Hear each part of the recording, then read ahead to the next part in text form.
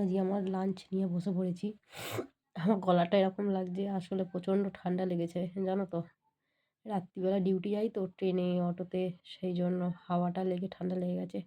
তো আজকে আমার দুপুরের লাঞ্চ দেখো, ভাত, এখানে বেগুন ভাজা নিয়েছি, আর এখানে দেখো পেঁয়াজ পোস্ত বানিয়েছিলাম সেটা, আর এখানে শশা, আর এখানে কালকে কাতলা মাছ এনেছিলাম।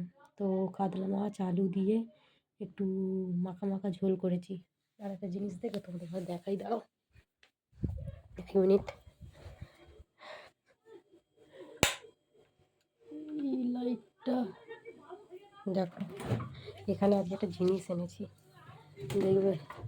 তো এটা বানাইনি, ডিউটি থেকে আসার সময় দেখো বিক্রি হচ্ছিল, ঠিক আছে।